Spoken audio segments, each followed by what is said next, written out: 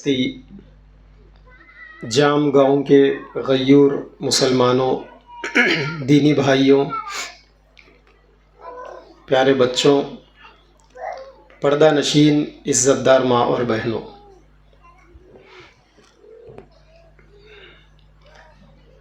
رمضان کا مبارک مہینہ اور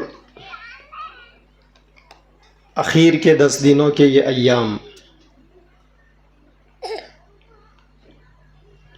ہم گنہگار بندوں کے لیے اللہ تبارک و تعالیٰ کی جانب سے رحمتوں کی بارش، اپنے گناہوں سے بخشش اور اپنے آپ کو جہنم کی دہکتی ہوئی آگ کی تپش سے بچانے کے لیے ہے۔ آج ہماری اس بستی میں قرآن مجید کی تکمیل کا دن ہے۔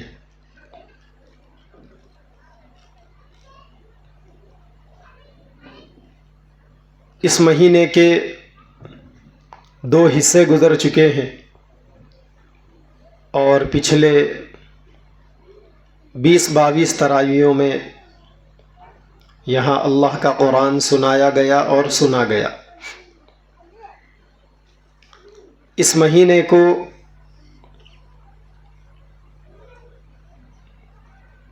قرآن مجید سے خاص مناسبت ہے۔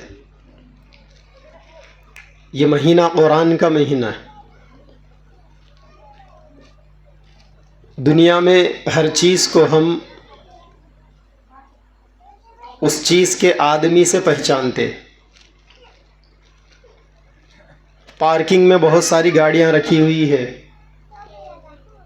تو ہم کہتے ہیں کہ یہ فلاں کی گاڑی ہے، یہ ان کی گاڑی ہے، یہ ان کی گاڑی ہے۔ یہاں جانور بندھے ہوئے ہیں، پوچھا جائے کہ کس کے ہیں تو لوگ کہتے ہیں کہ فلاں کے۔ گھر کو دیکھ کر پوچھتے ہیں کہ کس کا ہے تو کہتے ہیں کہ یہ فلاں کا ہے۔ تو دنیا کے اندر چیزوں کو اس کے مالک کے ذریعے سے پہچانا جاتا ہے۔ قرآن مجید کو پہچاننے کے لیے اتنا کافی ہے کہ یہ اللہ کا قرآن ہے۔ دنیا کی تمام کتابیں انسانوں کی ہے اور قرآن مجید کی شکل میں جو کتاب ہے وہ اللہ کا ہے۔ جس طریقے سے اللہ ہمیشہ رہنے والے ہیں، ان کا قرآن بھی سدا بہار رہنے والا ہے۔ دنیا میں لوگ آدمی کی حیثیت کو دیکھ کے اس کے باتوں کو اہمیت دیتے ہیں۔ اگر بستی کے اندر MLA صاحب آ گئے تو ان کی باتوں کا ویلیو الگ رہتا۔ بستی کے اگر کونسلر صاحب ہے تو ان کی باتوں کا ویلیو الگ رہتا۔ کسی ملک کے اندر پرائم منسٹر ہے، وزیر اعظم ہے، صدر جمہوریہ ہے تو ان کی باتوں کا وزن الگ رہتا۔ سارے لوگ غور سے سنتے، اس کو اہمیت دیتے اس کو۔ معمولی آدمی کی باتوں کو کوئی نہیں سنتے، سن کے نظر انداز کر دیتے لوگ۔ اللہ تبارک و تعالیٰ ساری کائنات کے مالک ہے، پوری دنیا ان کے قبضے قدرت میں ہے اور کائنات کے ذرے ذرے پر ان کی حکومت ہے، ہر چیز پر ان کا قبضہ ہے۔ دنیا کی کوئی چیز اللہ کے قبضے سے باہر نہیں ہے، ہر چیز کے مالک ہے وہ۔ اتنی عظیم قدرت والے رب کا کلام قرآن مجید کہلاتا ہے۔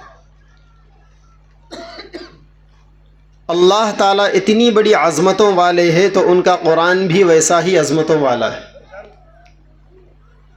اسی لیے پوری دنیا کے اندر کسی کتاب کو پڑھنے کا اتنا ثواب نہیں ہے جتنا کہ قرآن مجید کو پڑھنے کا ثواب ہے۔ بلکہ قرآن مجید کو پڑھنے کا ہر حرف پر 10 نیکیوں والا ثواب ہے عام دنوں میں، رمضان میں تو اور بڑھ جاتا ہے یہ، اور نماز کی حالت میں اور ثواب بڑھ جاتا ہے۔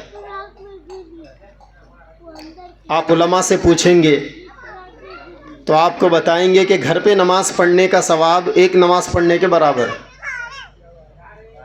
مسجد میں نماز پڑھنے کا ثواب 27 نمازوں کے برابر ہے، اور جامع مسجد میں نماز پڑھنے کا ثواب 500 نمازوں کے برابر ہے۔ مسجد نبوی میں پیارے نبی صلی اللہ علیہ وسلم کی مسجد میں نماز پڑھنے کا ثواب 50,000 نمازوں کے برابر ہے، اور کعبۃ اللہ میں ایک نماز کا ثواب 1,00,000 نمازوں کے برابر ہے۔ جگہ سے ثواب بڑھتا گیا، جگہ بدلی ثواب بڑھ گیا، وقت بدلا ثواب بڑھ گیا۔ ایسے ہی قرآن مجید کا معاملہ ہے، عام دنوں میں پڑھیں گے تو ہر حرف کے بدلے میں 10 نیکیاں ملیں گے، رمضان میں پڑھیں گے تو 100 ہو جائیں گے، نماز میں پڑھیں گے تو اور بڑھ جائیں گے۔ یہی نماز یہی قرآن مدینہ میں پڑھا جائے، بیت المقدس میں پڑھا جائے، ہزاروں گنا بڑھ جائے گا ثواب، اور کعبۃ اللہ میں اگر پڑھیں گے تو وہاں 1,00,000 گنا بڑھ جائے گا۔ کوئی آدمی جام گاؤں میں بیٹھ کر ایک قرآن پڑھے گا تو اسے ایک قرآن کا ثواب ملے گا، اور کوئی آدمی کعبۃ اللہ میں بیٹھ کر ایک قرآن پڑھے گا تو 1,00,000 قرآن پڑھنے کا ثواب ملے گا اسے، اور ہر حرف کے بدلے میں نیکیاں بھی ویسے ہی ملے گی۔ تو دنیا کی کتابوں میں قرآن ایک ایسی کتاب ہے، اکیلی کتاب، کہ جس کو پڑھنے پر ثواب ملتا ہے۔ ثواب تو اور بھی بہت سی کتابوں کے پڑھنے سے ملتا ہے، لیکن ان کتابوں کے ایک ایک حرف کو پڑھنے سے ہر حرف پہ ثواب نہیں ملتا، وہ صرف قرآن کی خصوصیت ہے۔ بلکہ یہی نہیں، قرآن کو پڑھنے سے بھی ثواب ملتا ہے، سننے سے بھی اتنا ہی ملتا ہے۔ ایک آدمی کو قرآن پڑھنا نہیں آتا، پڑھنے والے کے بازو بیٹھ کر سن رہا ہے، تو پڑھنے والے کو بھی ہر حرف کے بدلے میں 10 نیکیاں، سننے والے کو بھی ہر حرف کے بدلے میں 10 نیکیاں۔ اسی لیے لوگ رمضان میں قرآن کے پڑھنے اور سننے کا بڑا اہتمام کرتے ہیں۔ ہمارے پاس تراویحوں میں قرآن پڑھا اور سنا جاتا ہے، حافظ صاحب تلاوت کرتے ہیں، پیچھے سارے لوگ سنتے ہیں۔ یہ اسلام کا قدیم عمل ہے جو اللہ کے نبی کے دور سے لے کر آج تک چل رہا ہے، انشاءاللہ قیامت تک چلتا رہے گا۔ دنیا میں آپ کو کوئی کتاب ایسی نہیں ملے گی جس کے یاد کرنے والے بغیر اٹکی کے کتاب سنا سکے، اور یاد کرنا ممکن بھی نہیں ہے۔ وہ 1,00,000 لوگوں میں کوئی ایک آدھ یاد کر لیے تو اس کو مثال نہیں بولتے، لیکن قرآن مجید ایسی کتاب ہے کہ جس کا یاد کرنے والا شروع سے آخر تک بغیر اٹکی کے، بغیر غلطی کے یاد کر کے سنا دیتا۔ یہ معجزہ ہے اصل میں۔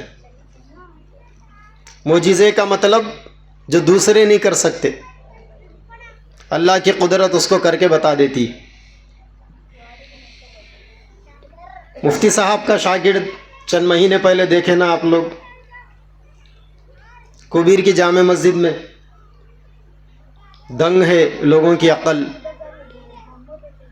معصوم بچہ، کیا عمر ہے اس کی؟ وہ عمر ہی کیا بچوں کی، اتنا پیارا بچہ، اتنا معصوم بچہ، نہ صرف یہ کہ پورا قرآن بغیر غلطی کے سنا گیا، آیت نمبر، صفحہ نمبر، رکوع نمبر، پارہ نمبر، سورے کا نام، کس آیت میں کیا بتایا گیا، کن کن خاص چیزوں کا کتنی کتنی مرتبہ قرآن میں تذکرہ آیا۔ آج کل آرٹیفیشل انٹیلیجنس کا زمانہ ہے. شاید ہمارے جام گاؤں کے لوگ آرٹیفیشل انٹیلیجنس کو زیادہ نہیں سمجھتے ہوں گے، اسی لیے میں کوشش کر رہا ہوں کہ آپ کی لیول کی ہی گفتگو کروں. زیادہ گاڑی بات، زیادہ گاڑی اردو نہیں.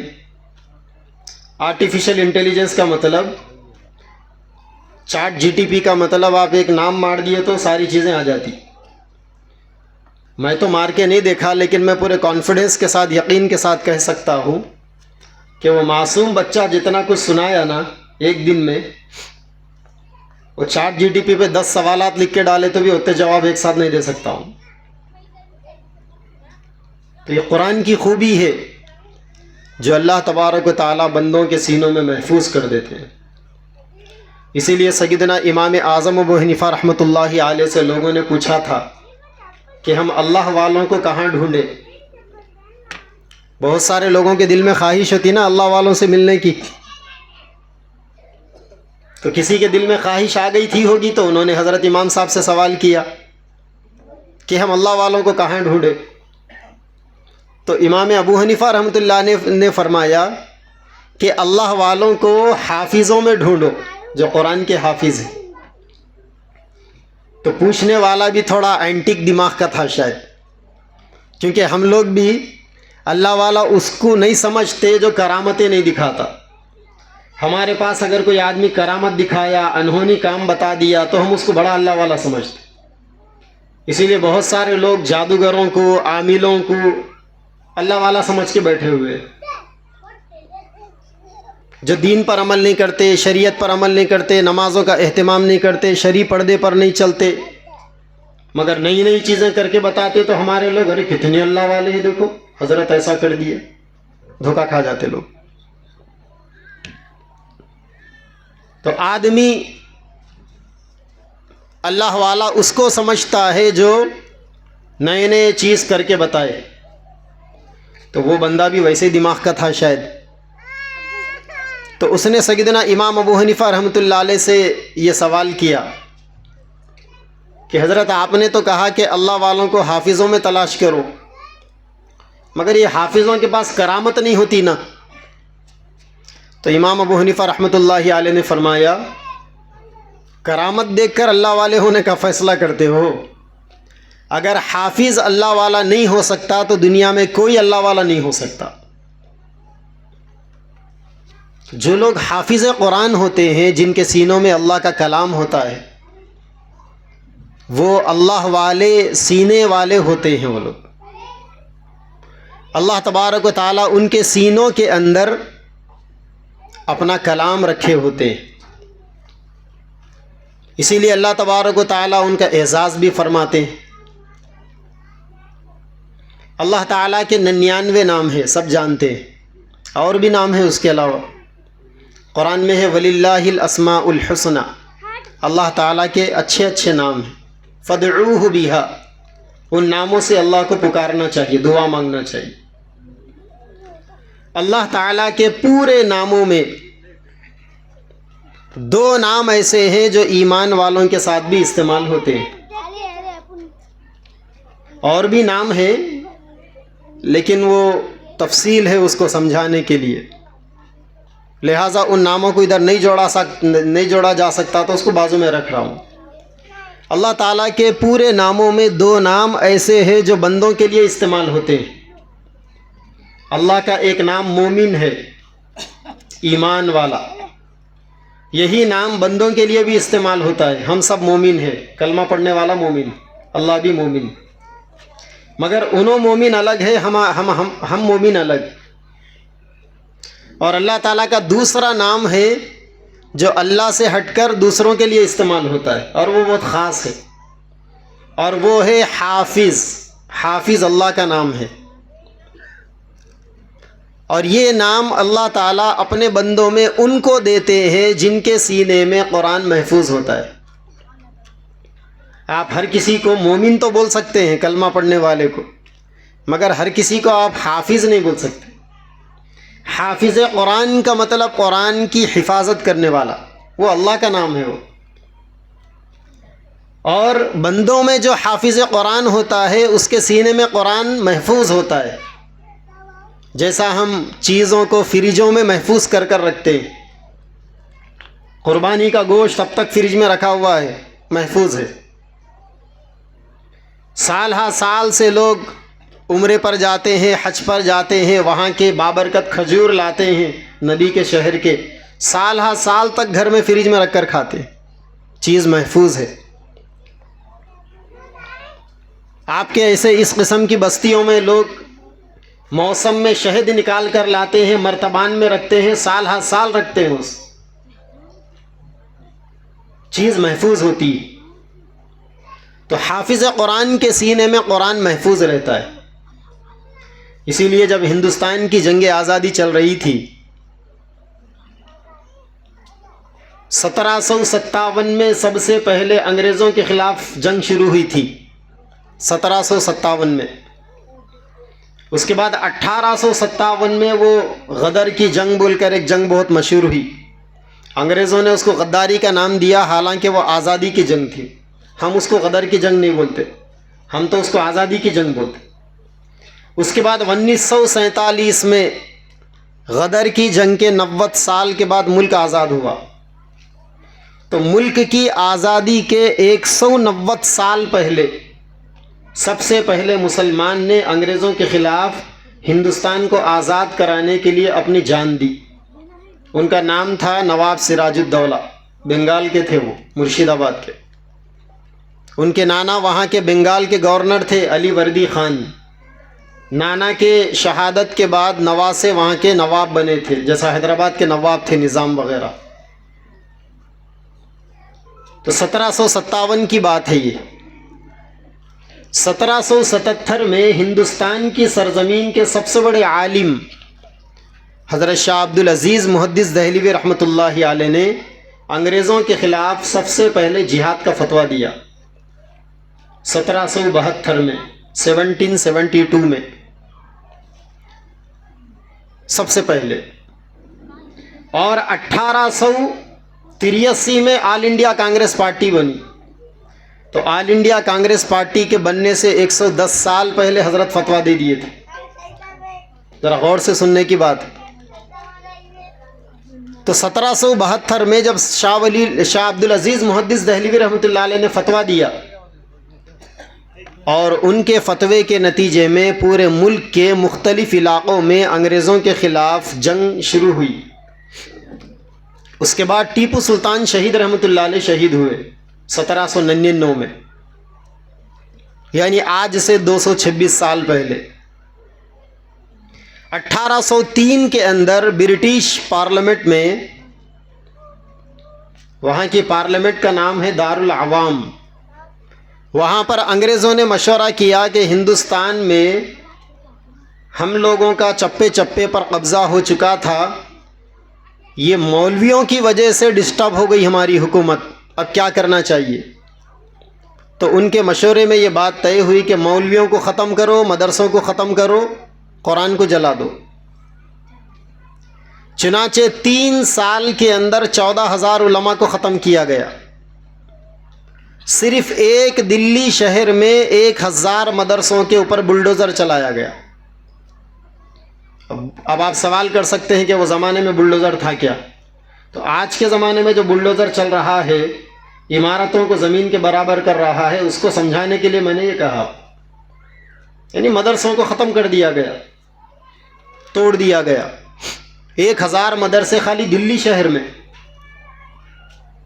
اور 14,000 علماء 3 سال میں، اور 30 لاکھ سے زیادہ قرآن جلا دیے گئے، چن چن کے جلائے گئے۔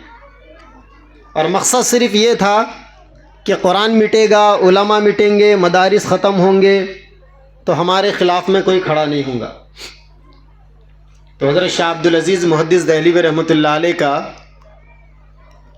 ایک انگریز کرنل سے آمنا سامنا ہوا، جو انگریزوں کی فوج کا کرنل تھا، جس کی نگرانی میں یہ سب آپریشن چل رہا تھا، قرآن جلانے کا آپریشن، مدارس کو توڑنے کا آپریشن، علماء کو شہید کرنے کا آپریشن۔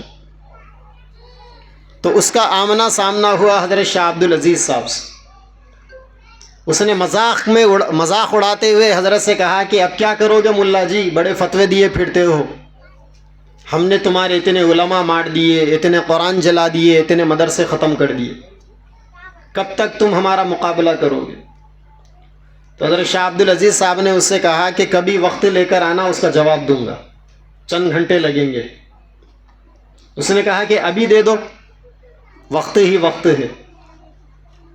تو اپنی فیملی کے ایک 7 سال کے معصوم بچے کو بلایا، اس انگریز کو بٹھایا، گھر سے قرآن منگایا، انگریز کے سامنے کھول کر رکھ دی، اور اس بچے سے کہا کہ بیٹا سناتے جاؤ. بچہ الف لام میم سے من الجنتی والناس تک 6-7 گھنٹے میں سنا دیا.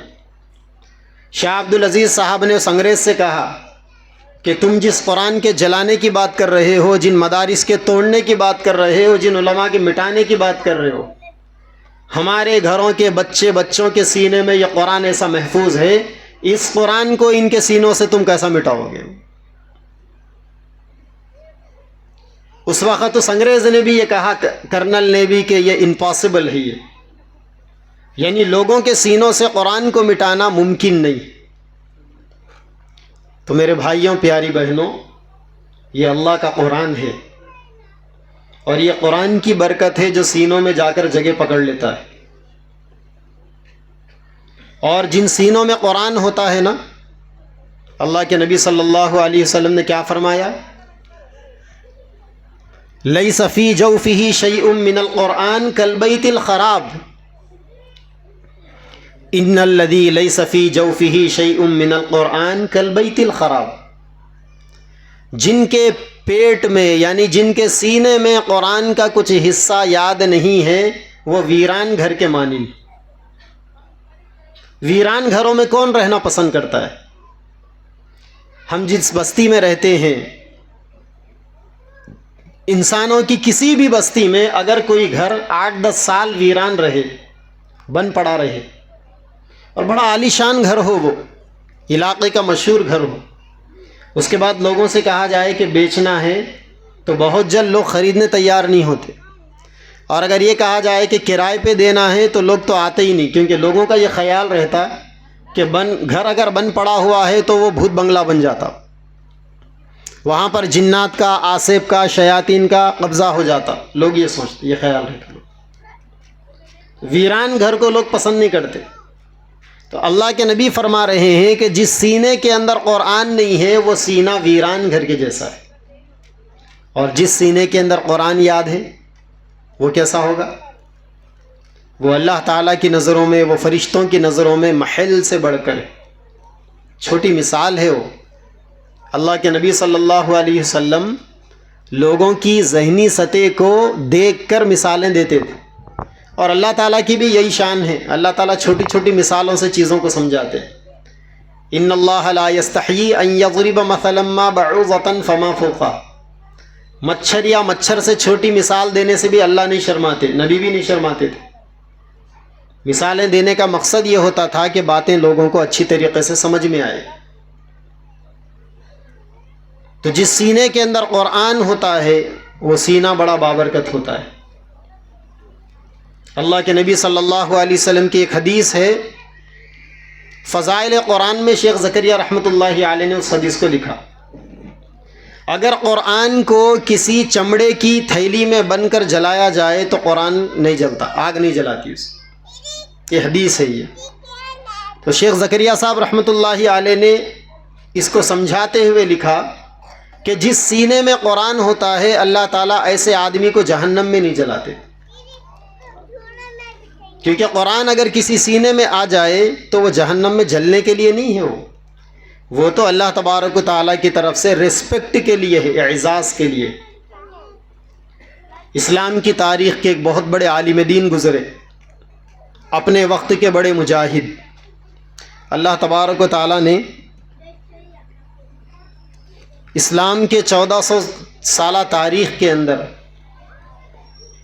کچھ ایسی محسن شخصیتوں کو پیدا کیا جن کا پورے اسلام کے اوپر احسان ہے، مسلمانوں پر احسان ہے. اسلام کے 1400 سالہ تاریخ میں ایسے بہت سے حالات آئے اسلام کے اوپر جس میں اسلام کو مکمل مٹائے جانے کی کوشش کی گئی، آج بھی کی جا رہی، انشاءاللہ کبھی کامیاب نہیں ہوں گی۔ تو پچھلے زمانے میں بڑی کوششیں ہوئی اس کے اوپر، حکومتیں لگ گئی کمر کس کے کہ اسلام کو مٹا دیا جانا چاہیے۔ 2-3 دن پہلے جنگ بدر کا تذکرہ آپ نے سنا ہوگا، وہ بھی ایک کوشش تھی اسلام کو مٹا دینے کی۔ تو آج سے لگ بھگ 8-9 صدیاں پہلے ایسا ہی ایک دور آیا اسلام کے اوپر، نازک دور اسلام کو مٹانے کا۔ اللہ تعالیٰ نے اس زمانے میں ایک بڑے عالم دین کو کھڑا کیا، دنیا انہیں شیخ الاسلام ابن تیمیہ کے نام سے جانتی، امام ابن تیمیہ کے نام سے لوگ جانتے ہیں ان کو، علماء بہت جانتے ہیں۔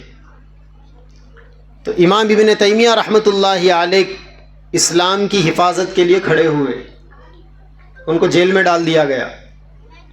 برسہ برس امام ابن تیمیہ کو جیل میں رکھ کر طرح طرح کی سزائیں دی گئی، پریشان کیا گیا، ستایا گیا، تکلیفیں دی گئی۔ اور اس زمانے کے جو گورنمنٹ کے عہدیدار تھے وہ امام ابن تیمیہ کا مذاق اڑاتے تھے۔ مذاق یہ اڑاتے تھے، ارے بڑی مردانگی دکھانے آئے اور جیل میں سڑ رہے ہو تم، ہم جیسا اگر بادشاہوں کے ساتھ ہاتھ ملا کر رہتے تو مزے لیتے زندگی کے، ایسا بولتے تھے۔ بکاؤ تھے وہ لوگ، ہر زمانے میں رہتے بکاؤ، ٹکرانے والے وہ اللہ کے مرد مجاہد الگ رہتے ہو، تلوے چاٹنے والے الگ رہتے۔ چنانچہ امام ابن تیمیہ رحمۃ اللہ علیہ نے سنا جب زیادہ ہی ہو گیا تو انہوں نے کہا کہ تم میرے لیے جیل کی سلاخوں کو، جیل کی کال کوٹری کو کتنا ہی جہنم کیوں نہ بنا دو، میں اپنے سینے میں اپنی جنت لے کر پھرتا ہوں۔ یہ جملہ تھا ان کا، میرے سینے میں جنت ہے اور میں تمہارے سزاؤں والی جہنم میں جنت کے مزے لیتا ہوں۔ لوگوں نے کہا کہ حضرت یہ جنت کیا ہے؟ تو حضرت نے کہا کہ اللہ نے مجھے قرآن کا حافظ بنایا ہے، قرآن میرے سینے میں موجود ہے، دنیا کی جنت میرے پاس۔ اور روزانہ امام ابن تیمیہ جیل میں 2 قرآن مکمل ختم کرتے تھے، دن بھر قرآن پڑھتے تھے اور رات میں تہجد میں پورا قرآن ہوتا تھا، دن میں ایک قرآن، رات میں ایک قرآن۔ ایک بہت بڑے عالم دین گزرے اسلامی تاریخ کے، شیخ محی الدین ابن العربی رحمۃ اللہ علیہ، انہیں اسلامی تاریخ کے اندر امام اکبر کہا جاتا، بڑے غضب کے عالم دین تھے۔ تو ان کی ایک بات ہے کہ یہ پوری دنیا جو ہے نا جہنم ہے، یہ پوری دنیا جہنم ہے یہ، اور سارے انسان جہنم میں رہ رہے ہیں،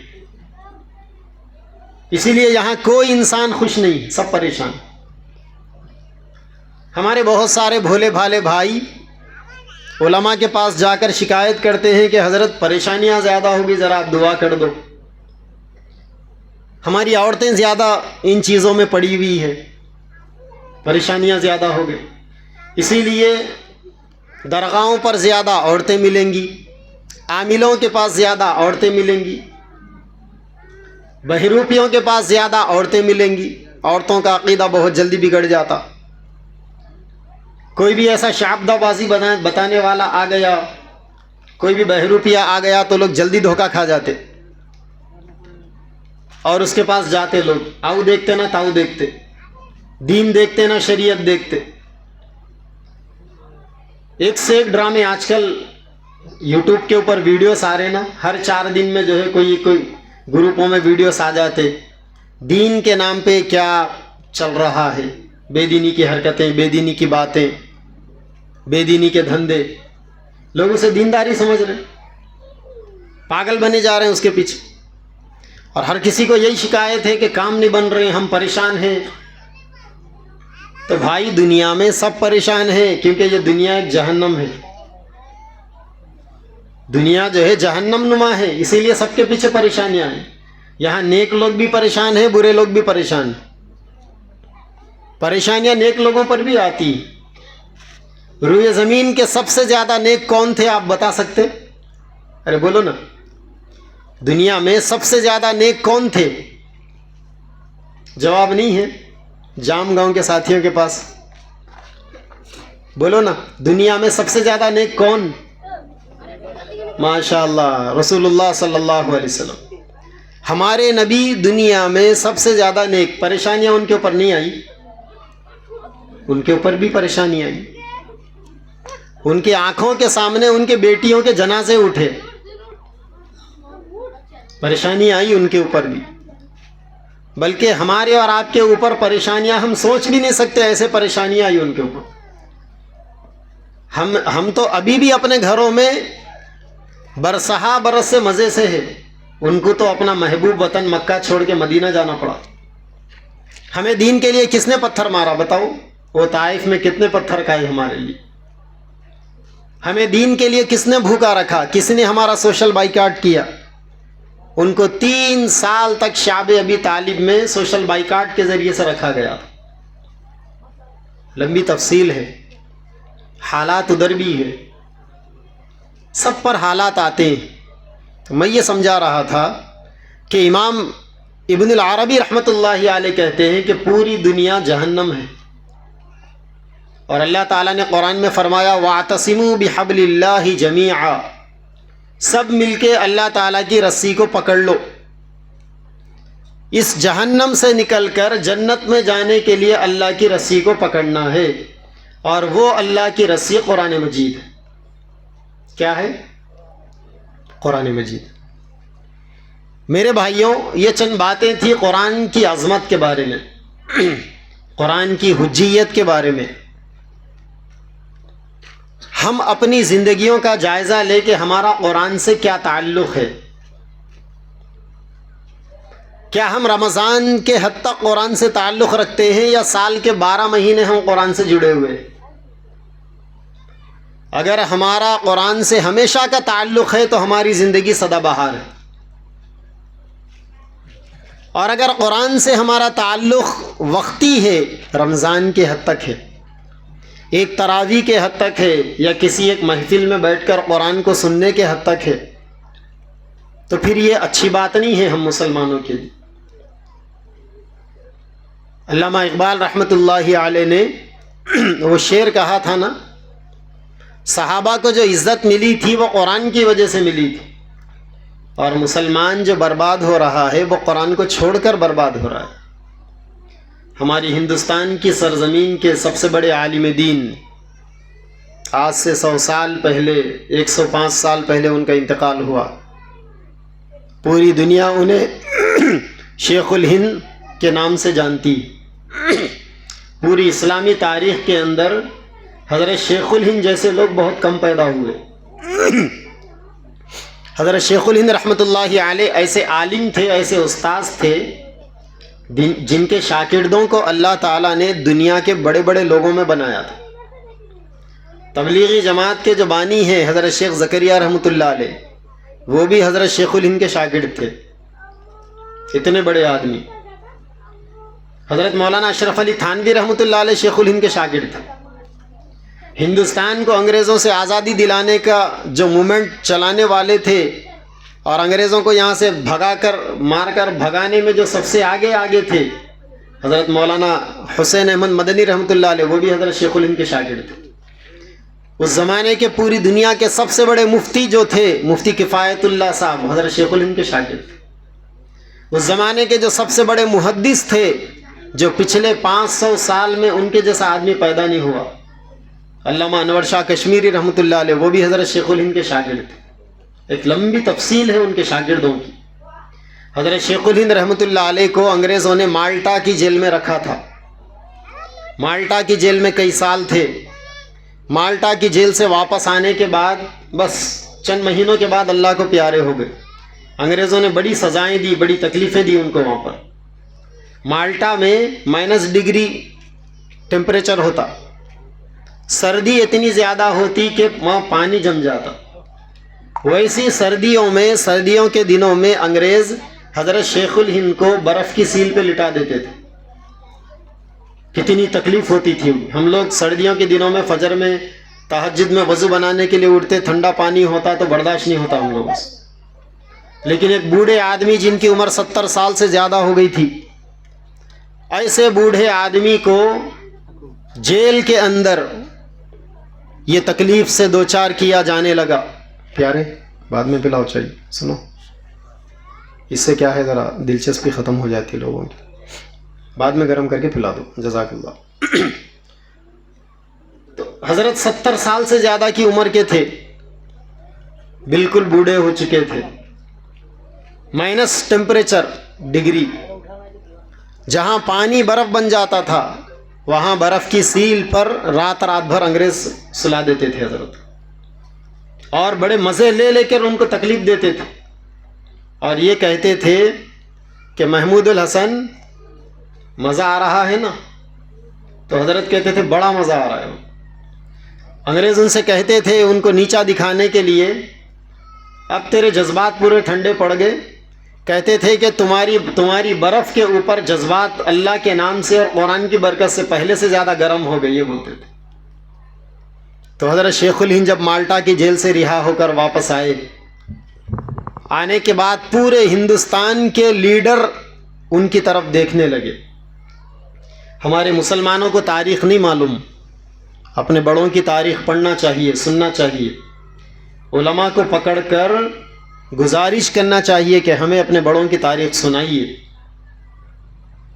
ہمارے بڑے اتنے بڑے تھے, عزم و ہمت کے اتنے اونچے پہاڑ تھے کہ ان کے حوصلوں کے سامنے ہمالیہ پہاڑ کی چوٹی بھی چھوٹی ہے. حضرت شیخ الہند رحمۃ اللہ علیہ کا نام آپ نے علماء سے بہت دفعہ سنا ہوگا. مہاتما گاندھی کا نام آپ کا بچہ بچہ جانتا. گاندھی کو گاندھی بنانے والے حضرت شیخ الہند تھے. جب حضرت آئے تو بمبئی میں آل پارٹی میٹنگ ہوئی تھی. اس زمانے میں حضرت شیخ الہند نے مشورہ دیا تھا کہ اس وقت انگریزوں کے خلاف جنگ لڑنے والی الگ الگ جماعتیں تھیں. کانگریس الگ تھی, جمعیت العلماء الگ تھی, مسلم لیگ الگ تھی, اور بھی بہت ساری جماعتیں تھیں ہندو مسلم کی. سب الگ الگ اپنے اپنے طور پر آزادی کے لیے لڑ رہے تھے. جیسا اوقاف بل کے لیے لڑ رہے نا سب, جماعت اسلامی والے بھی لڑ رہے, جمعیت العلماء والے بھی لڑ رہے ہیں, اہل حدیث والے بھی لڑ رہے ہیں, بریلی والے بھی لڑ رہے ہیں, مسلمانوں میں جتنی جماعتیں ہیں سب لڑ رہے ہیں. اور پرسوں جنتر منتر پر سب ایک ہو کے لڑنے کے واسطے, کیونکہ سب اگر ملیں گے تو طاقت بڑھے گی. ایسے ہی انگریزوں کے خلاف جو جنگ چل رہی تھی, ملک کے بہت سارے لوگ اپنے اپنے طور پر لڑ رہے تھے.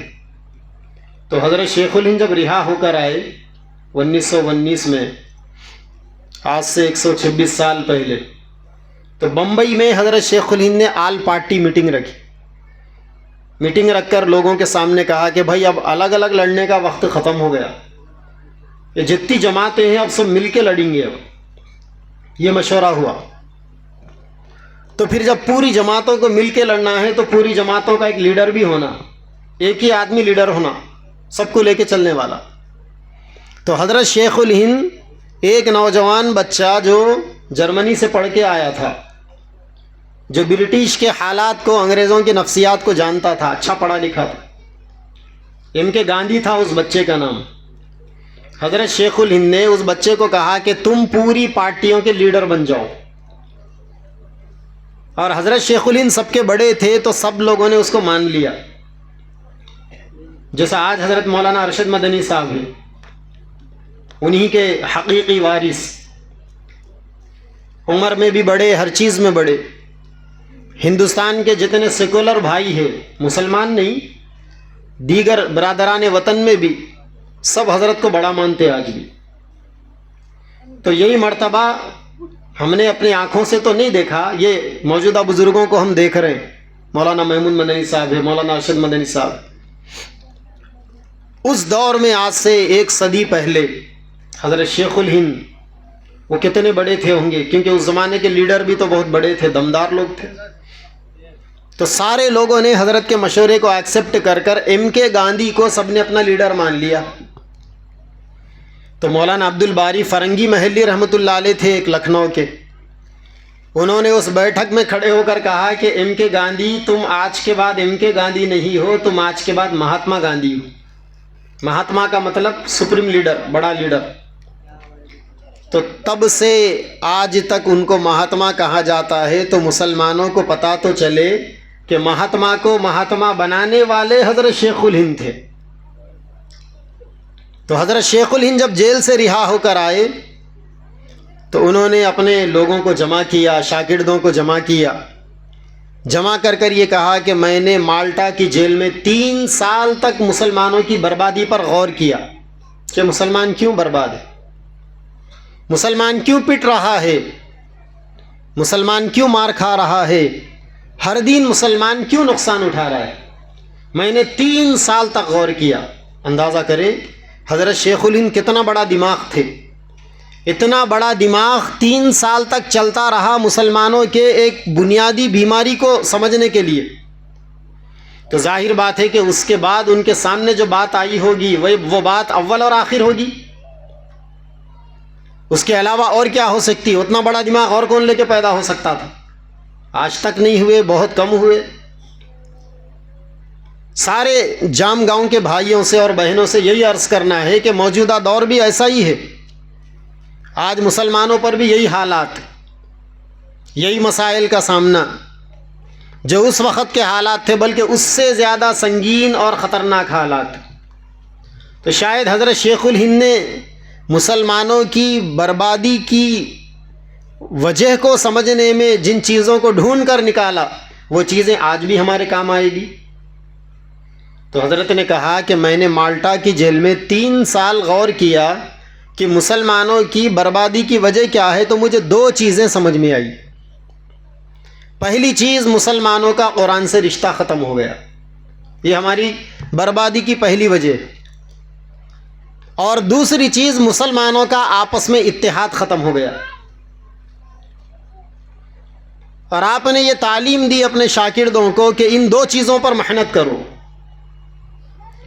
تو آج کے ہمارے جلسے کا ایک عنوان اصلاح معاشرہ بھی ہے۔ معاشرہ کہتے ہیں پورے سوسائٹی کے مجموعے کو، ہم سب مل جاتے ہیں تو ایک معاشرہ بنتا ہے۔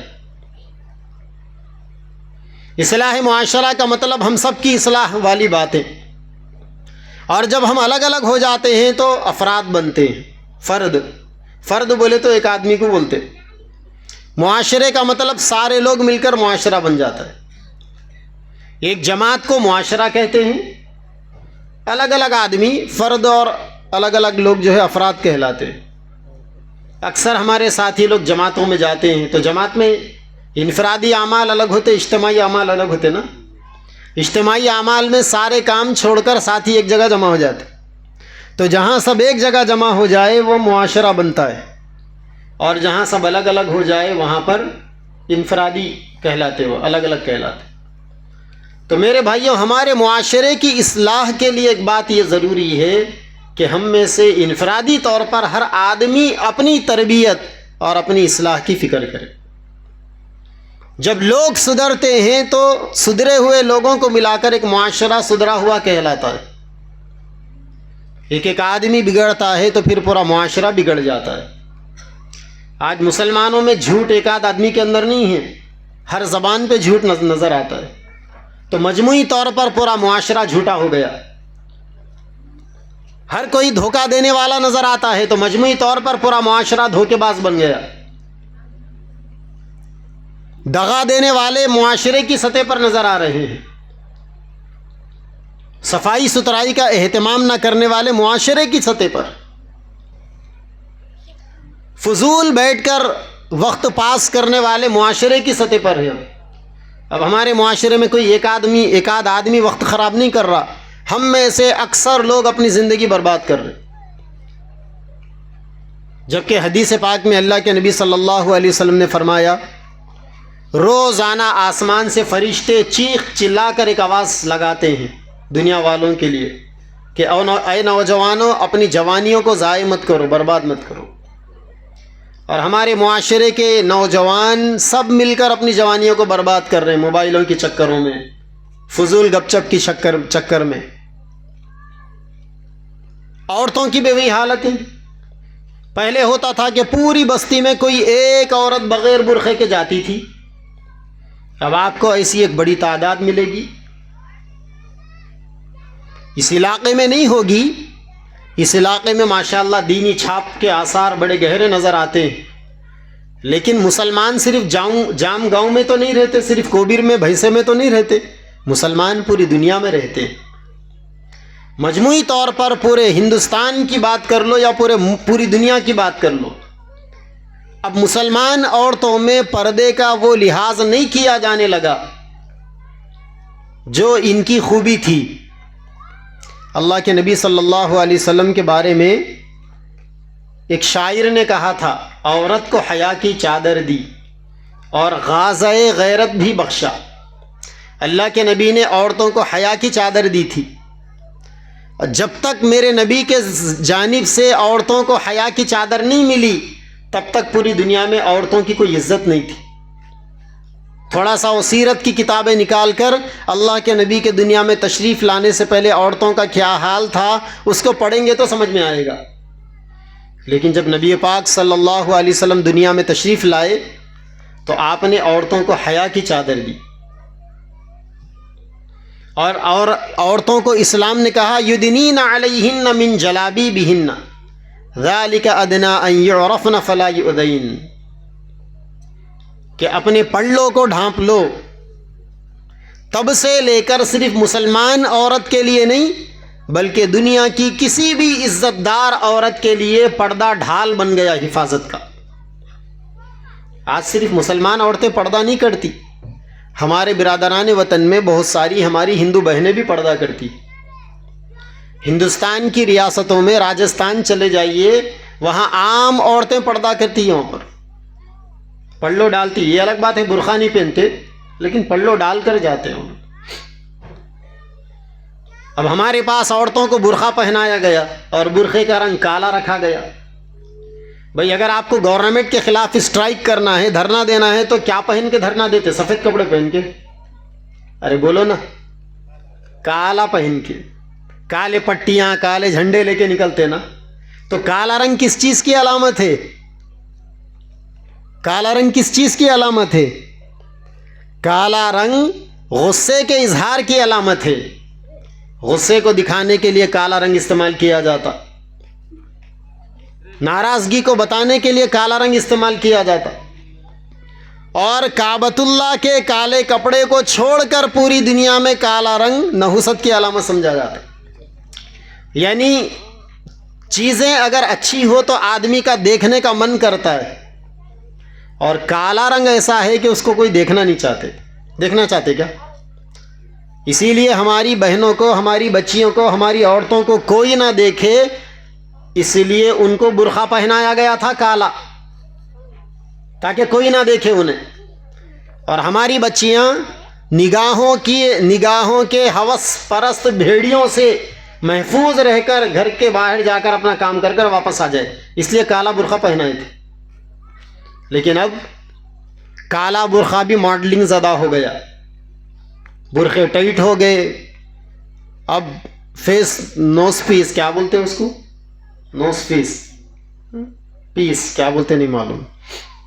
اب تک جو ہے وہ جملہ صحیح نہیں ہوا اپنا, نوز پیس بولتے, کیا بولتے, بینگن بولتے, ٹماٹے بولتے, سب آتا زبان پہ, وش نہیں آتا کیا بات.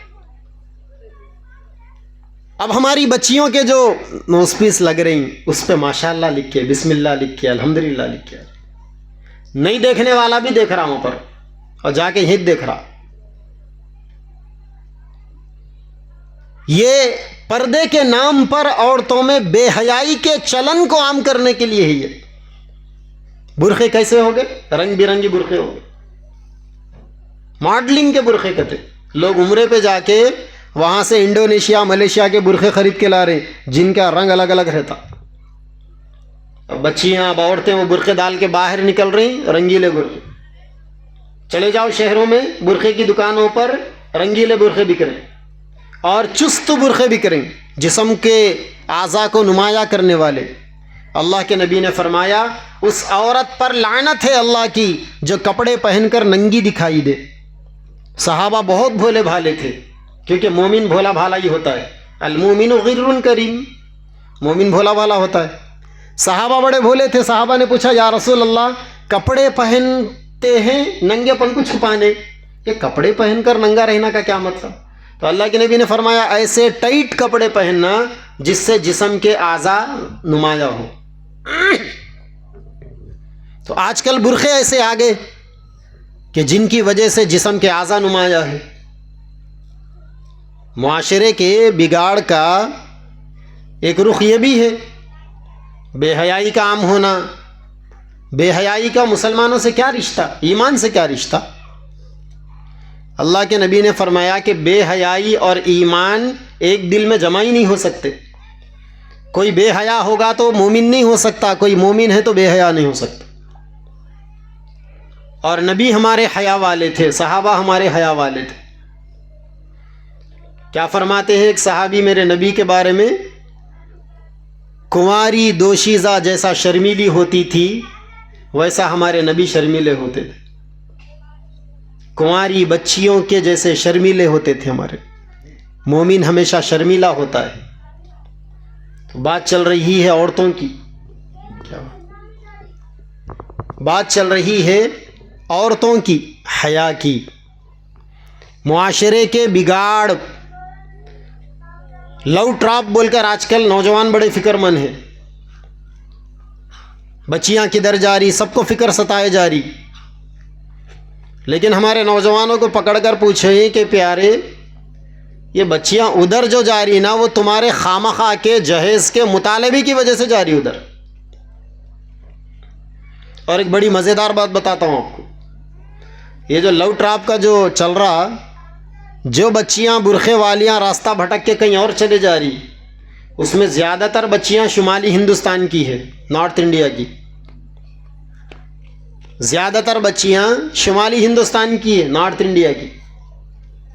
تو یہاں علماء اپنے پاس بچپن سے ہم سن رہے ہیں، علماء بیان کرتے تھے کہ تمہارے جہیز کی وجہ سے غریبوں کی بچیاں جہیز کا انتظام نہیں کر سکتے، غلط کام کر جا رہے. تو اپنے کو سمجھ میں نہیں آتا تھا زیادہ. تو ابھی حال میں اگست کے مہینے میں ادھر سفر ہوا تھا ہمارا نارتھ انڈیا کا. تو ذرا وہاں چل مسلمانوں سے پوچھ کے میں نے شادی بیاہ کے بارے میں بات کی تو پتہ چلا کہ وہاں کے میڈیم گھرانے کی بچی بغیر کریٹا، بغیر انووا کرسٹا گاڑی کے شادی نہیں ہوتی اس کی. اور اپنے پاس پورے بھینسے میں، پورے کوبیر میں، پورے جام گاؤں میں کون ہوں گے جو اپنی بیٹی کی شادی میں کریٹا گاڑی دیے ہوں گے؟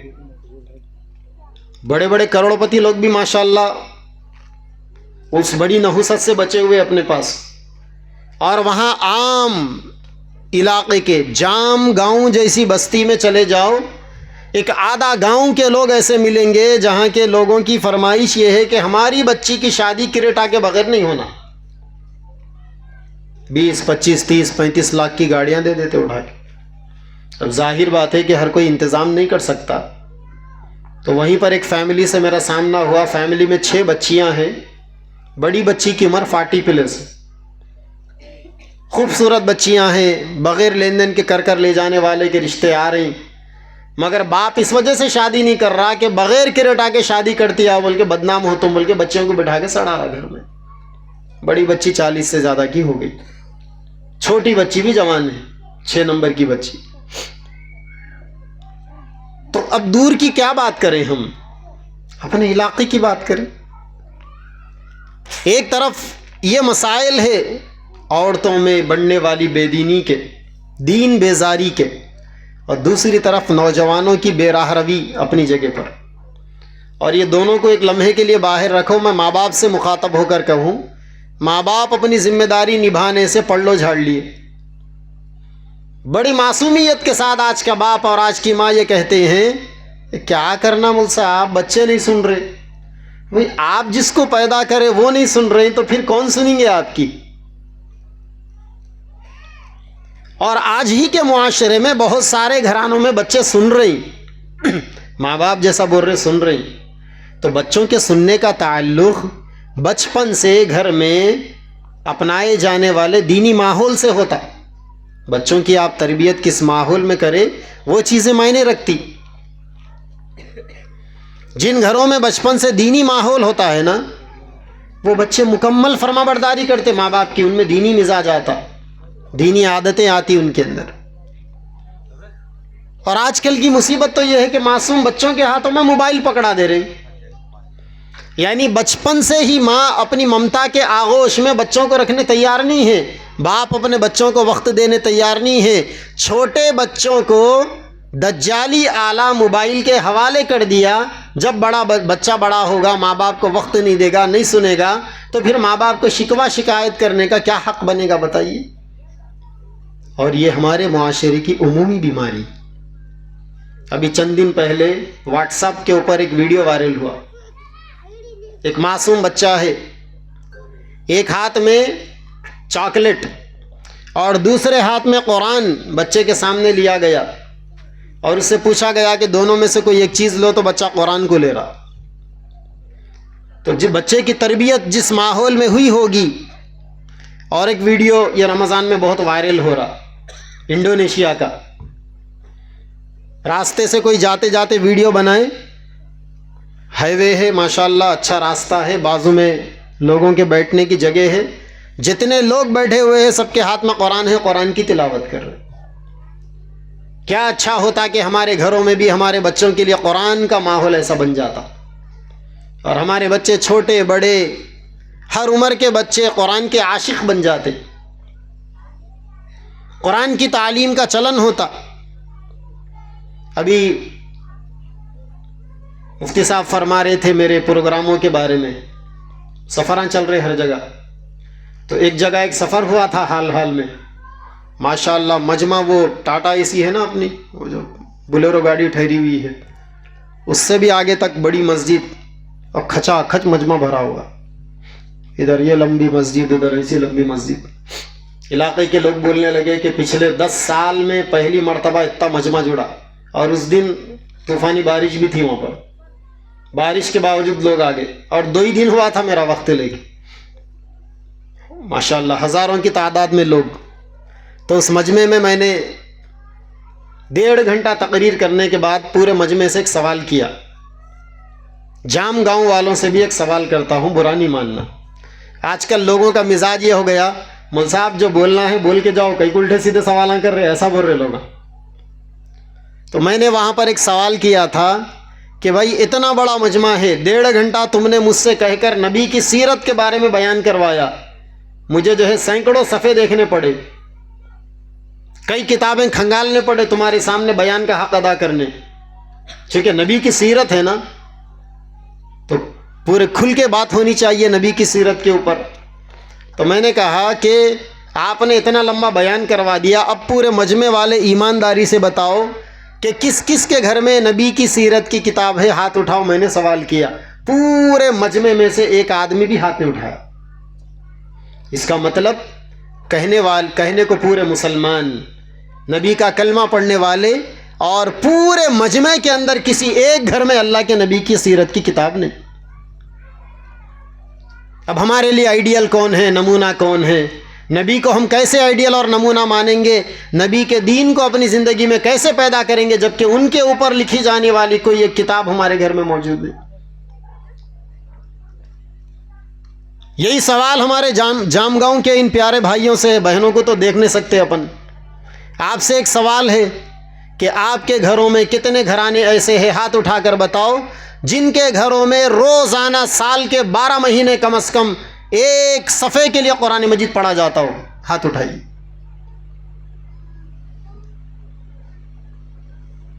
ماشاءاللہ کسی حد تک 30% بول سکتے، 30% یا 20%۔ نئی ماموں سے نکٹے ماموں اچھے، چائنا کی ناک والے، ایک کو ماموں چنی ہے اور ایک کو ماموں ہے نکٹے ہے، ایک دم چائنا کی ناک ہے، وہ پیدا ہوتے چھاتی ناک کے اوپر پیر رکھ دیا، ناک دب گئی۔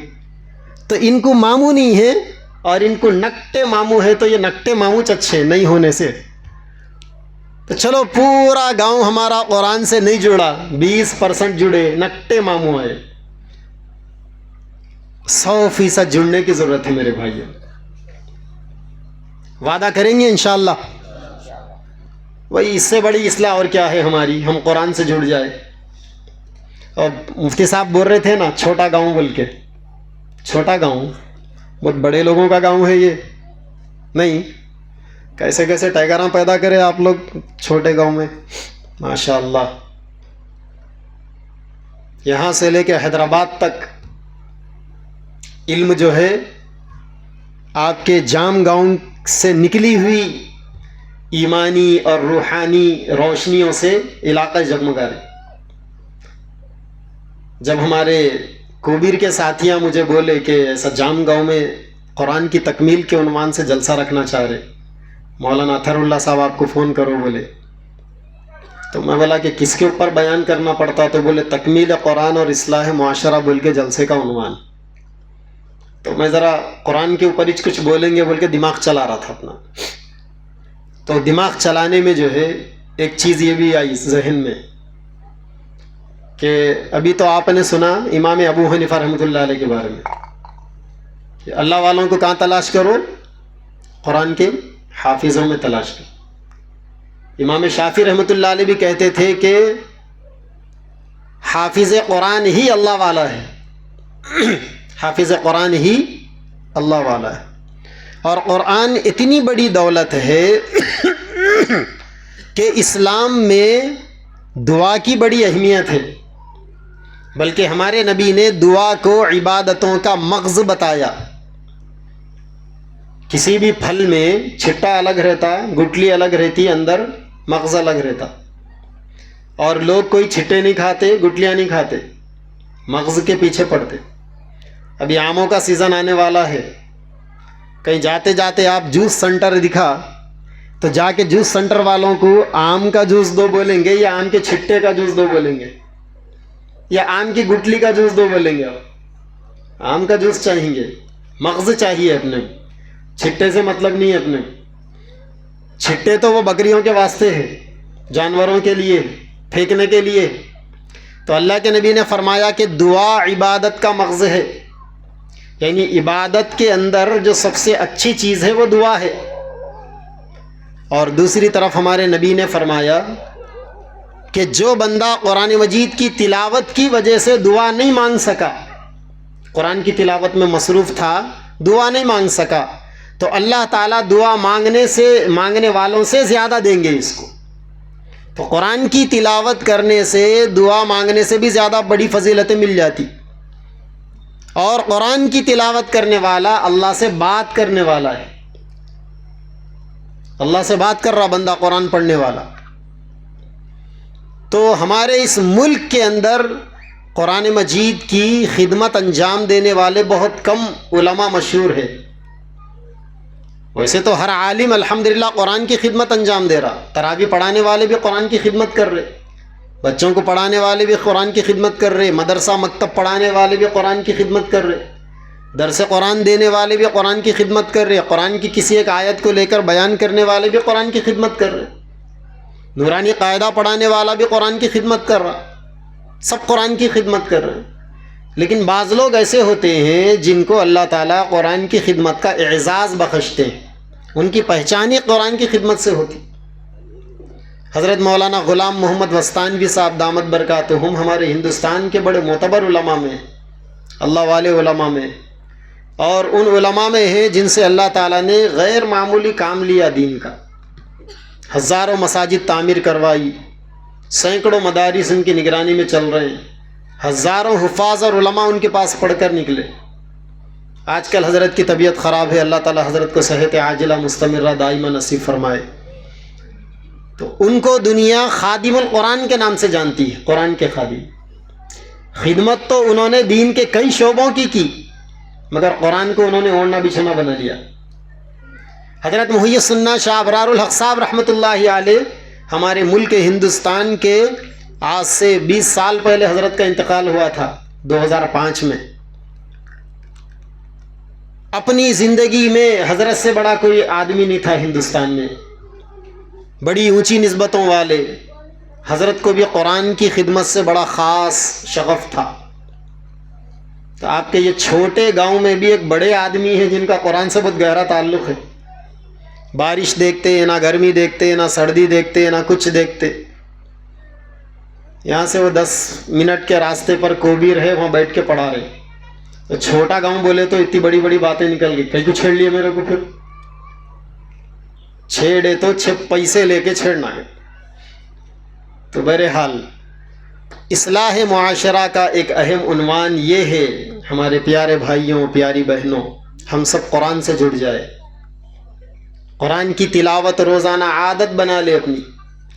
ہمارے حضرت مولانا حمید الدین عاقل حسامی رحمۃ اللہ علیہ فرماتے تھے مسلمانوں کے اجتماعات میں کہ ایک زمانہ تھا تہجد کے وقت میں مسلمانوں کی بستیوں سے گزرو تو ہر گھر سے قرآن کے پڑھنے کی آواز آتی تھی.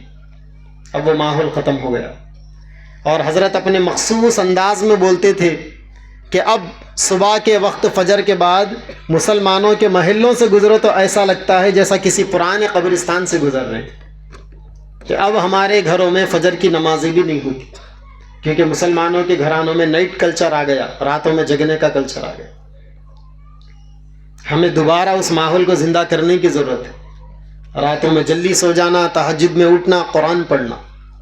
حضرت جی مولانا یوسف صاحب رحمۃ اللہ علیہ فرماتے تھے ہزاروں تسبیحات پڑھنے سے دل میں وہ نور پیدا نہیں ہوتا جو تہجد میں قرآن کی چند آیتیں غور و فکر کر کر پڑھنے سے پیدا ہوتا ہے. رات کی تنہائی ہو، بندہ اکیلا ہو، سامنے اللہ ہو اور ہاتھ میں کلام اللہ ہو اور زبان پر قرآن مجید کی تلاوت ہو، اور بندہ اس تصور کے ساتھ پڑھے کہ میں اللہ کو قرآن سنا رہا ہوں، دل میں جو نور کی بارش ہوتی ہے، ہزاروں تسبیحات پڑھنے سے بھی وہ فائدہ نہیں ملتا آدمی. تو ہماری بہنوں سے بھی گزارش ہے گھروں میں قرآن کے ماحول کو زندہ کرو. بڑے جو کرتے ہیں بچے دیکھ کر وہ کرتے ہیں. بڑوں کا قرآن سے رشتہ ختم ہو گیا، بچے ہمارے آزاد ہو گئے. بچوں میں کوئی عادت پیدا کرنے کے لیے پہلے بڑوں کو وہ عادت اپنانی پڑتی. بچے وہ نہیں کرتے جو آپ کہتے ہیں، بچے وہ کرتے ہیں جو آپ کر کر بتاتے ہیں. بچے اپنے بڑوں سے سیکھتے ہیں. اسی لیے پہلا وعدہ یہ کرو، آج پہلی نیت یہ کرو کہ ہم رمضان کے بعد بھی قرآن روزانہ کچھ نہ کچھ قرآن پڑھیں گے. اور دوسری چیز اپنے علماء سے مشورہ کر کر، ماشاء اللہ اللہ نے اس وقت چپے چپے پر اہل حق جید علماء کو پھیلا رکھا ہے. اپنے علماء سے مشورہ کر کر قرآن کی تفسیر پڑھو، ہر زبان میں موجود ہے. روزانہ تھوڑا تھوڑا پڑھو، ایک ایک صفحہ پڑھو، آدھا آدھا صفحہ پڑھو، اور پڑھ کر جا کر اپنے عالم صاحب کو سناؤ کہ میں نے یہ پڑھا اور میں نے یہ سمجھا. اپنی سمجھ کی بھی اصلاح کرانا ضروری، ورنہ آدمی قرآن پڑھ لے رہا، مفسر بن جا رہا، خود ہی اپنے دماغ سے تفسیر کر رہا. بہت پہلے کی بات ہے، میرے بچپن میں 24 سال پہلے عالم کورس کے زمانے میں میں بیمار پڑ گیا تھا. تو 3 مہینے گھر پر ہی رہا، اس کے بعد مدرسہ گیا. تو استاد صاحب نے کہا کہ بابا 3 مہینے کے سباخان چھوڑ گئے آپ کے، اب اگر آپ پڑھیں گے تو آپ کا یہ سال مطلب تعلیم سمجھ میں نہیں آتی، لہٰذا آپ گھر پر ہی رہو، اگلے سال آ کے داخلہ لے لو. تو گھر پر آ گیا. بڑے بھائی صاحب نے مشورہ دیا کہ 4 مہینے کی جماعت جاری، تم بھی چلے جاؤ. تو میں جاتے جاتے وہ کتابیں لے کے چلے گیا جماعت میں، کہ جماعت میں خالی وقت میں کتابیں پڑھ لیں گے، اگلے سال جا کر یہ کتابوں کا ہم امتحان دیں گے، پاس اگر ہو گئے تو اگلی جماعت میں چلے جائیں گے، 1 سال بیکار کیوں کرنا. اور الحمدللہ ویسا ہی ہوا، جماعت میں بھی وقت لگ گیا، سال بھی بیکار نہیں ہوا، جمپ کرنے کی بھی نوبت نہیں آئی. تو اس سال ہم لوگ ایک علاقے میں ہماری جماعت تھی، اور آپ کو تو معلوم ہے کہ جماعت کے ایک بڑے بزرگ تھے کرنل امیر الدین صاحب رحمۃ اللہ علیہ. کرنل صاحب سب جانتے، پرانے لوگ، بڑے مجاہد آدمی تھے اور ننگی تلوار تھے، انہوں کھڑے کھڑے آدمی تھے. تو مغرب کی نماز پڑھ کے ایک ساتھی نے اعلان کیا کہ دین کی بات ہوگی. وہیں پر ایک دوسرے پوائنٹ بشٹ والے صاحب آئے، قرآن لے کے رکھ کے تفسیر کرنا شروع کر دی. پوائنٹ بشٹ، چہرے پہ داڑھی نہیں، خشخشی داڑھی، قرآن کھول کے والعصر کا سورہ پڑھ کے شروع کر دیا تفسیر کرنا. جیسا ہی کرنل صاحب کی اوابین کی نماز ختم ہوئی، लकड़ी उठा के, बूढ़े थे वो हजरत, 80 साल से ज़्यादा उम्र थी जब उनकी, लकड़ी उठा के तेरी ऐसी की तैसी दाढ़ी ने रख के चिकने कुरान की तफसीर करता रहे, बोल के भाग के आते कुरान छोड़ के तड़ी पार हो गया हूं। ये अजीब बात है। देखो मजाक है कुरान की तफसीर करना। बड़े बड़े उलमा डरते हैं कुरान की तफसीर करने में, जो दिमाग में आया उठा के कुरान में जोड़ के बोल दिए, मजाक है। अरे अल्लाह का कलाम है वो। बड़े बड़े उलमा भी 10 मरतबा पढ़कर 1 मरतबा बोलते हैं, एहतियात करते हैं। तो इसीलिए पहली नीयत तो ये करो कि कुरान की तिलावत की आदत डालना है, और दूसरा अपने उलमा से मशवरा करके कुरान की रोज़ाना तफसीर पढ़ना और जाके अपने उलमा को सुनाना कि मैं ये पढ़ा आज। जब वो ग्रीन सिग्नल दे दे, राइट बता दे, तब वो चीज़ अपने घर में बीवी बच्चों के सामने भी बताना। हमारी बहनों से भी गुजारिश है कि घर में कुरान की तफसीर का माहौल डालो। और तीसरी अहम चीज़, कुरान को समझकर पढ़ने की कोशिश करो। वैसे कुरान एक ऐसी बाबरकत किताब है कि बग़ैर समझे के पढ़े तो भी सवाब मिल जाता, लेकिन समझकर पढ़ने से दिमाग की घीटियाँ खुल जाती, दिल के बंद दरवाजे खुल जाते, इंसान को ज़्यादा समझ में आने लगता कुरान पर गौर व फिक्र करने से। अल्लाह को अगर पहचानना है तो कुरान पढ़कर पहचाना जा सकता है। हमारी ज़िंदगियों में ऐसे बहुत से सवालात होते हैं जिसका जवाब सिर्फ कुरान में मौजूद है। इसीलिए कुरान के आशिक बनो। अल्लामा इकबाल रहमतुल्लाहि अलैह रोज़ाना फ़जर की नमाज़ पढ़ के आते थे तो उनके वालिद फ़जर से इशराक़ तक कुरान की तिलावत करते बैठते थे। तो वो देख के अल्लामा इकबाल को भी आदत पड़ गई कुरान पढ़ने की। उसके बाद अल्लामा इकबाल भी आके कुरान लेके पढ़ना शुरू करे, जवान हो गए। तो उनके वालिद जब भी आते तो देखते कि बेटा कुरान पढ़ रहा और तेज़ तेज़ पढ़ रहा, अल्हम्दुलिल्लाहि रब्बिल आलमीन अर्रहमानिर रहीम मालिकी यौमिद्दीन, ऐसा पढ़ते जा रहे। तो बाबा जान देख के पूछते थे अल्लामा इकबाल से कि क्या पढ़ रहे हो बेटा? तो अल्लामा इकबाल बोलते थे कि कुरान पढ़ रहा हूँ। तो बाबा जान बोलते थे कि अच्छा कुरान ऐसा पढ़ते, कभी मौका मिला तो बताऊंगा कुरान कैसा पढ़ते, ये बोल के चले जाते। ऐसा कई दिनों तक अल्लामा इकबाल के वालिद बोलते रहे। तो अल्लामा इकबाल तो बहुत बड़ा दिमाग थे ना, समझदार आदमी थे, बहुत पढ़े लिखे आदमी थे। इतना बड़ा आदमी कुरान के बारे में बाप ऐसा बोल रहे हैं कि कुरान कैसा पढ़ना, कभी मौका मिला तो बताता हूँ। तो एक दिन अपने बाबा जान को पकड़ ली, बोले कि मैं आपको छोड़ूंगा नहीं अब्बा जान, आप बार बार मुझे बोलते हैं कि कुरान जो है कैसा पढ़ना, कभी मौका मिला तो बताता हूँ, आज मुझे बता ही दीजिए कुरान कैसा पढ़ना। तो अल्लामा इकबाल के वालिद बोले कि बेटा कुरान पढ़ो तो ऐसा पढ़ो जैसा ये कुरान नबी के ऊपर नहीं, जैसा अभी अल्लाह तुम्हारे ऊपर नाजिल कर रहे हैं। कुरान तुम्हारे ऊपर ये कुरान उतर रहा, इस नीयत से पढ़ो। डायरेक्ट अल्लाह ताला तुमसे कुछ बातें बता रहा है, अल्लाह की बातों को सुन रहा हूँ मैं, इस नीयत से कुरान पढ़ो। फिर कहते हैं कि अल्लामा इकबाल ने जब ऐसा कुरान पढ़ने की प्रैक्टिस की तो अल्लामा इकबाल के घर में एक आदमी नौकर था, उसका काम सिर्फ ये था कि अल्लामा इकबाल तहज्जुद में कुरान पढ़ते थे, इसी नीयत से इतना रोते कुरान पढ़ते पढ़ते कि कुरान कच्चा हो जाता था। वो नौकर फजर के बाद आके कुरान को धूप में सुखाता था, उसका वही काम था रोज़ाना, कुरान को धूप में सुखाना, फिर दोबारा जो है लाके रख देना, चले जाना, और फिर रोज़ाना रात में कुरान को रोकर अपने आंसुओं से कच्ची कर देते। तो इंसान अगर कुरान में गौर फिक्र करने लगेगा तो आदमी का दिल रोशन हो जाएगा, आंखें मुनव्वर हो जाएगी। तो कुरान को समझकर, और चौथी चीज़ कुरान पर अमल। दीन की जितनी बातें हैं वो सब कुरान पर अमल ही कहलाती। नबी पाक सल्लल्लाहु अलैहि वसल्लम की जितनी सुन्नतें हैं वो सब कुरान पर अमल करना ही है। आप सुन्नतों पर अमल करें तो कुरान की मुराद को आप पा गए, कुरान के मकसद को आप पा गए। और पांचवी चीज़, अपने बच्चों के मकतब की फ़िक्र करना।